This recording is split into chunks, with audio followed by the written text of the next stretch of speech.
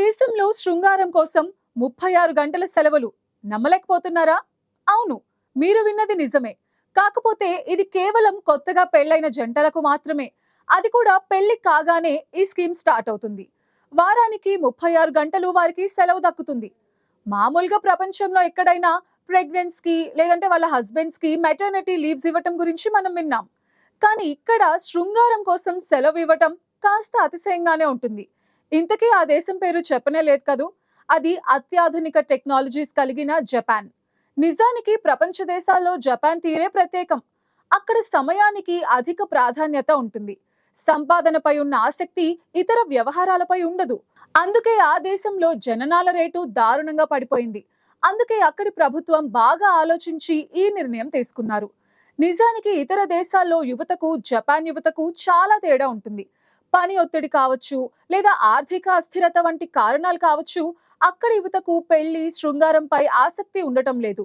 ఎవరికైనా పెళ్లి చేసుకుని సంతానం కావాలన్న ఆసక్తి ఉన్నా సమయం చాలటం లేదు. టైం లేదనే కారణంతో పెళ్లిళ్లకు శృంగారానికి దూరంగా ఉంటున్నారు. ఈ వింత పరిస్థితి బహుశా ఈ దేశంలోనే కనిపిస్తుంది అంటున్నారు విశ్లేషకులు. ఇప్పటికే జననాల రేటు పడిపోవటంతో దేశంలో వృద్ధ జనాభా దారుణంగా పెరిగిపోయింది. ఎక్కడ చూసినా 80లు దాటిన వృద్ధులే కనిపిస్తున్నారు. వీరి వల్ల దేశానికి ఏ ఉపయోగం ఉండటం లేదు. మానవ వనరుల కోసం విదేశాల మీద ఆధారపడాల్సి వస్తోంది. పోను పోను దేశవ్యాప్తంగా పల్లెలు పట్టణాలు జనం లేక గోస్ట్ టౌన్స్ గా మిగిలిపోతున్నాయి. ఉన్న కొద్ది యువత నగరాలలోనే ఉంటూ ఉండడంతో వారి పేరెంట్స్ సొంత పట్టణాలలో ఉంటున్నారు. ఒక్కోసారి వారు చనిపోయినా గుర్తించడానికి నెలలు పడుతోంది. అందుకే జపాన్ ప్రభుత్వం ఈ వినూత్న నిర్ణయం తీసుకుంది. పెళ్లైన దంపతులు శృంగారంలో పాల్గొనేందుకు వీలుగా వారంలో 36 గంటలు సెలవు ఇవ్వాలని నిర్ణయించింది. పిల్లల్ని కనేందుకు ప్రత్యేకంగా సెలవులు ఇవ్వబోతున్నారు. ఉద్యోగులకు టైంతో పాటు మారుతున్న కల్చర్, మారుతున్న ప్రాధాన్యతల వల్ల కూడా జననాల రేటు తగ్గిపోతోందని గమనించారు. అంతకంటే శోచనీయం ఏంటంటే కనీసం తల్లిదండ్రులు అయ్యేందుకే అక్కడ యువత భయపడిపోతున్నారట. అందుకే దేశ ప్రజల్లో యువతలో మార్పు తీసుకొచ్చేందుకు ఈ విధమైన ప్రైవసీ కల్పించేందుకు ఆలోచిస్తోంది. వారంలో 5 రోజులు కాకుండా 4 రోజులు మాత్రమే పని దినాలుండి 36 గంటలు విశ్రాంతి ఇస్తే చాలా వరకు సహాయపడవచ్చని అంచనా వేస్తున్నారు. ఎప్పుడైతే దంపతులకు ప్రైవసీ ఉంటుందో అప్పుడు శృంగారంలో పాల్గొనాలనే ఆసక్తి రావచ్చని అభిప్రాయపడుతున్నారు. జపాన్ దేశం దశాబ్దాలుగా తగ్గుతున్న జనాభా రేటుతో పోరాడుతోంది. ఓ అధ్యయనం ప్రకారం ఇప్పటికే 9 మిలియన్ల ఇళ్లు జనం లేక ఖాళీ అయ్యాయి. దేశంలో బర్త్ రేట్ పెంచేందుకు వివిధ రకాల కార్యక్రమాలు అమలు చేస్తోంది. అందులో భాగంగా టోక్యో వారానికి 4 రోజులు పని విధానం ప్రవేశపెట్టింది. తద్వారా జంటలకు తమ వ్యక్తిగత జీవితంలో టైం కేటాయించడానికి వీలు కల్పిస్తోంది. వారంలో 4 రోజులు పని, మిగిలిన 3 రోజులు శృంగారం కోసం కేటాయిస్తోంది. ప్రపంచంలోనే అత్యల్ప జనన రేటు కలిగిన దేశాల్లో ఒకటిగా జపాన్ ఉంది. ఈ పరిస్థితిని అధిగమించేందుకు తల్లిదండ్రులకు ప్రోత్సాహకాలు, పిల్లల సంరక్షణకు సబ్సిడీ, పెళ్లి చేసుకుంటే కానుకలు వంటివి ఇప్పటికే అమల్లో ఉన్నాయి. కానీ అవేవీ వర్కౌట్ అవ్వట్లేదని సమాచారం. రీసెంట్ గా క్రిటికల్ వర్కింగ్ కల్చర్ తగ్గించే ఆలోచన చేసింది. అందుకే ఇకపై ఈ దేశంలో వారంలో 36 గంటల సెలవు కేవలం శృంగారం కోసం ఇవ్వనున్నారు. ఈ సమస్య ఒక్క జపాన్ లో మాత్రమే కాదు, దక్షిణ కొరియా, చైనా, రష్యా సహా పలు యూరోపియన్ దేశాలలోనూ కొనసాగుతోంది. ఈ దేశాలతో గతంలో పోలిస్తే సంతానోత్పత్తి రేటు దారుణంగా పడిపోయింది.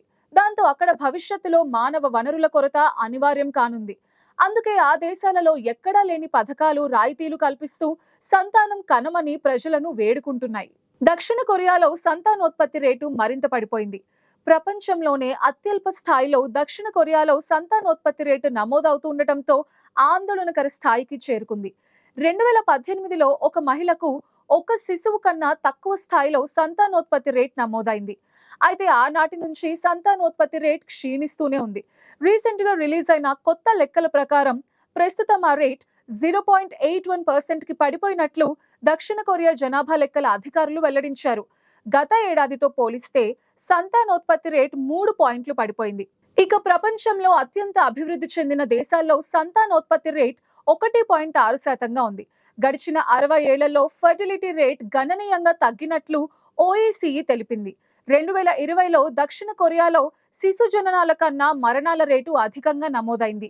ఇంటి జీవన ఖర్చులు అధికంగా పెరగటం, కోవిడ్ ప్రభావం వల్ల చాలా మంది 2021లో పిల్లల్ని కనేందుకు ఇష్టపడలేదని సర్వేల వల్ల వెల్లడైంది. జనాభా కుంచుకుపోతే పనిచేసే యువతరం లేకుండా పోతుంది. దాంతో దేశంలో సంక్షోభం తలెత్తే అవకాశం ఉన్నట్టు ఆందోళనలు వ్యక్తమవుతున్నాయి. అయితే కొంచెం అటు ఇటుగా ఇది ప్రపంచ వ్యాప్తంగా ఉన్న సమస్య అంటున్నారు వైద్య నిపుణులు. దాదాపు అన్ని దేశాల్లో జనాభా భారీగా తగ్గుతోంది. పిల్లలు పుట్టడం విషయంలో అనివార్యంగా కొనసాగుతున్న ఈ పరిస్థితి ప్రపంచానికి తలనొప్పిగా తయారైంది. ఇది రాబోయే తరాలపై తీవ్రమైన ప్రభావాన్ని చూపిస్తుందని పరిశోధకులు అంటున్నారు. సంతానోత్పత్తి రేట్లు తగ్గడం అంటే దాదాపు ప్రతి దేశం శతాబ్దం చివరి నాటికి జనాభా తగ్గిపోవచ్చు. స్పెయిన్ మరియు జపాన్ తో సహా మరో 23 దేశాలు 2100 నాటికి ఇప్పుడున్న జనాభాలో సగానికి సగం తగ్గుతుందని భావిస్తున్నారు. సంతానోత్పత్తి రేటు అంటే స్త్రీ జన్మనిచ్చే పిల్లల సగటు సంఖ్య నానాటికి పడిపోతోంది. ఈ సంఖ్య సుమారు 2.1 కన్నా తక్కువగా ఉంటే అప్పుడు జనాభా పరిమాణం తగ్గటం ప్రారంభమవుతుంది. 1950లో మహిళలు తమ జీవిత కాలంలో సగటున 4 నుంచి 5 పిల్లల్ని కలిగి ఉన్నారు. ప్రపంచ సంతానోత్పత్తి రేట్ను 2017లో దాదాపు 2.4కు సగానికి తగ్గినట్లు తమ అధ్యయనం ద్వారా వెల్లడించారు యూనివర్సిటీ ఆఫ్ వాషింగ్టన్ పరిశోధకులు. అంతర్జాతీయ వైద్య సంబంధిత మ్యాగజైన్ లాన్సెట్ జర్నల్లో ప్రచురించబడిన స్టడీ మేరకు 2100 నాటికి ఇది 1.7 కన్నా తక్కువకు పడిపోతుందని అంచనా వేసింది. పర్యవసానంగా శతాబ్దం చివరి నాటికి 8.8 బిలియన్లకు పడిపోయే అవకాశం ఉంది. 2064లో భూమి మీద ఉన్న వారి సంఖ్య 9.7 బిలియన్లకు చేరుకుంటుందని పరిశోధకులు భావిస్తున్నారు. సంతానోత్పత్తి గురించి మాట్లాడినప్పుడు స్పర్మ్ గణన లేదా సాధారణ విషయాలతో సంబంధం ఉండదు. ఇది సామాజిక మార్పుల వల్ల ప్రభావం కలుగుతోంది. చదువుకున్న వారు పెరగటం, మహిళలు ఉద్యోగాలు చేయడం లాంటి అభివృద్ధి ఇప్పుడు అన్ని దేశాలలో పెరిగింది. దీంతో వారు పెళ్లి చేసుకోవడానికి, పిల్లల్ని కనడానికి ఇష్టపడట్లేదు. ఇలా మరెన్నో కారణాలు కూడా ఉన్నాయి. నానాటికి పెరుగుతున్న ధరలు, కాస్ట్ ఆఫ్ లివింగ్ కూడా సంతానోత్పత్తి తగ్గడానికి కారణాలుగా చెప్తున్నారు. ఉదాహరణకు జపాన్ జనాభా 2017లో 128 మిలియన్ల గరిష్ట స్థాయి నుండి శతాబ్దం చివరి నాటికి 53 మిలియన్ల కన్నా తగ్గుతుందన్న అంచనాలున్నాయి.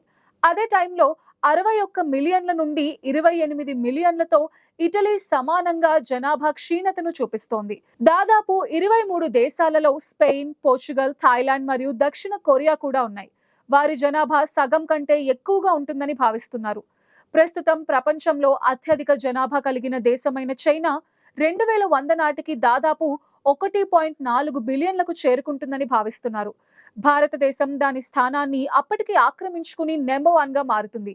2063లో యూకే జనాభా 75 మిలియన్లకు చేరుకుంటుందని, 2100 నాటికి 71 మిలియన్లకు పడిపోతుందన్న అంచనాలున్నాయి. ఇలా జనాభా తగ్గిపోతూ ఉంటే ఏం జరుగుతుందన్న విషయంపై అధ్యయనాలు జరిగాయి. ఆ మేరకు ముందు పర్యావరణానికి ఇది మేలు కలిగిస్తుంది. యువకుల కంటే వృద్ధులు పెరిగిపోతారు. ఇది మాత్రం మేలు కన్నా కీడే ఎక్కువ కలగజేస్తుంది.